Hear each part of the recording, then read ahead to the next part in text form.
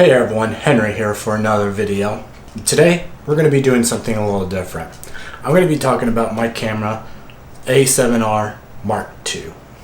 And actually this is my main camera that I use for pretty much all of my shoots, unless I have to rent equipment or something for something particular. Like last year I did a feature film with group of guys and we rented the A7S Mark III. That was like a totally awesome camera, loved it, but I mean it's a $3,500 camera or something like that. Can be kind of pricey for some of you out there, but if not, okay, that's great. Otherwise you can always again just stick with, you know, something reasonable like this one, the A7R Mark II. Only a $1,600 camera with the lens. This is still a really good camera. It shoots 4K, internal image stabilizer. It has a full frame sensor. It has built-in Wi-Fi. Shoots 1080 at 24 and 50 frames per second, both at 100 megabytes. It does shoot 120 frames per second. However, you're gonna have to go down to 720 resolution. The only thing really that bugs me, these screens, they only go out like this. Like they don't swoosh around like Canon screens or some of the other screens where they flip out and they turn around and you can see yourself. Like if you're doing like any of these kind of videos, which I do them a lot. But you can always use an external monitor and attach it to this and flip it around and it still works just fine. A nice little feature that they added on the dial settings, they included a button that you have to press down just to rotate it. It won't rotate if you don't press down the button. So that's kind of nice, because my other A7 Mark II, sometimes I would accidentally, like my finger would be touching this and it would accidentally flip out of manual. But yeah, I remember when I got this camera, I saw it was on delivery. I was so excited and I was waiting for it, and then it got delayed for like a day, and then I had to shoot a wedding that day of it was supposed to be there, and it said it was supposed to be there between like 12 and 3 or something like that, but I had to leave at like 12:30 to go film this wedding. I was so excited, so looking forward to like using this camera for the first time at the wedding, because the next weekend I was going to be out of town and I wasn't going to have any shoots. But I ended up getting all my stuff together, got dressed, got my shoes on, got ready to go, and then I opened the door and the UPS guy is literally standing right there about to knock on the door. So I got to use this for the first time at that wedding. I was really excited. I did have to charge the batteries, but I was able to use some of the other batteries that I use from my A7 Mark II. They use the same batteries. It's these, the NPFW50s. There's this little switch thing, you flip it, the little blue lever, pull, pops out.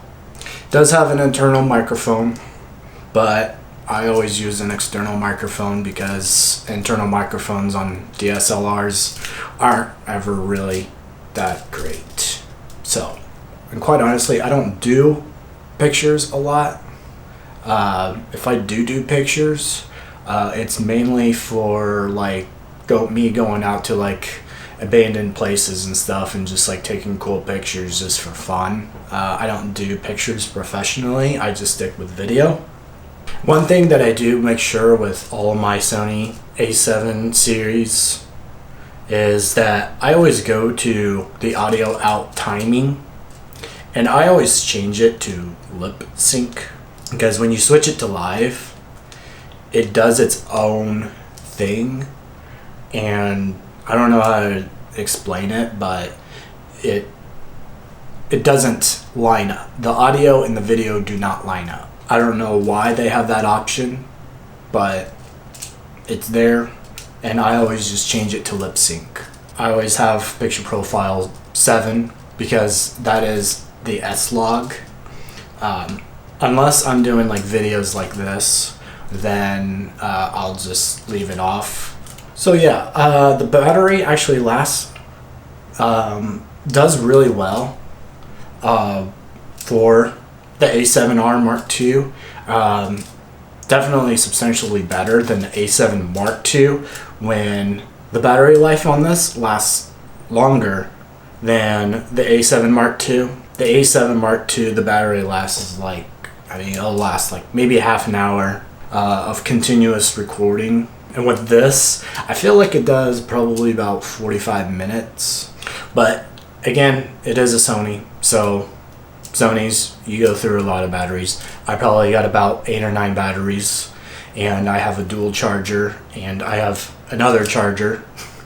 And I always carry the dual charger with me to like pretty much all of my shoots, just so whenever I get to the point where where I've gone through a couple batteries, I can pop them into the dual charger and let them charge, and by the time I'm ready for those batteries, if I need them, then they're pretty much charged. So the SD card that I use, you pop it out, like there's this little gap here, you pull back, it pops out, you press on the card, kicks it out. This is the SD card that I use. It is a class 10. You pop it back in there and slide it back in. You can shoot XAVC on that SD card. I like to use 128 gigs for my SD cards, just because it gives me plenty of memory. And I normally shoot in 1080 anyways. Sometimes I'll shoot 4K. It just depends on the situation and what I am filming. Which reminds me, I did try a little experiment the other day with this. So I film a lot of weddings, and this is the main camera that I use for filming my weddings, actually. So yesterday I did a little experimenting with this camera on one of the settings. So what I did was I tried shooting 12,800 ISO on this. I know, but I changed it to 4K instead of 1080. There was still quite a bit of noise, but then when you scale the 4K footage down to 1080, there's still that noise, and then I added some contrast and it cleaned it up a little bit, actually, to the point where probably would be able to use it. I haven't fully tested this like completely. I just did like a few quick little shots. I'm yet to try it out at the next wedding, actually, here in a few weeks. Now, I'm not going to shoot the whole thing with that setting.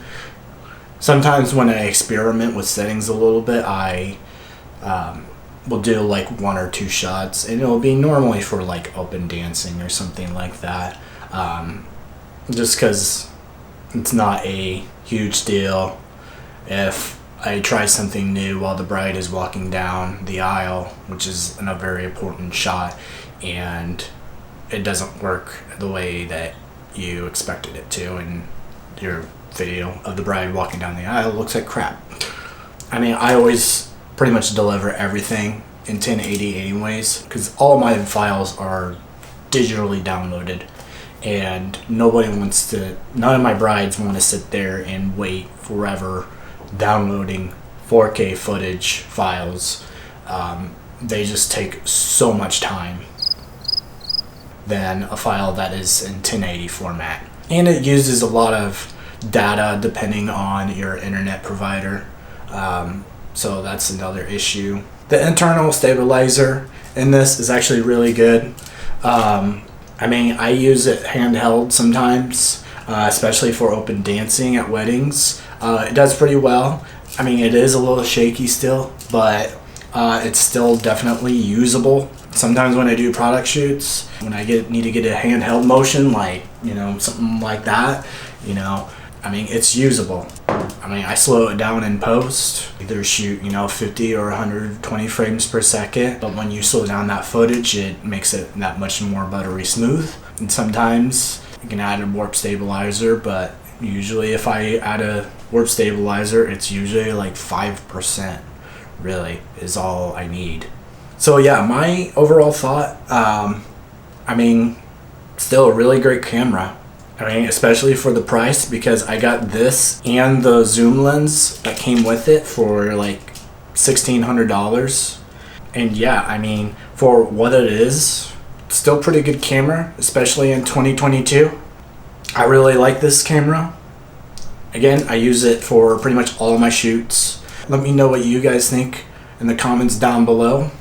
Don't forget to hit that like and subscribe button, and I'll see you guys at the next video.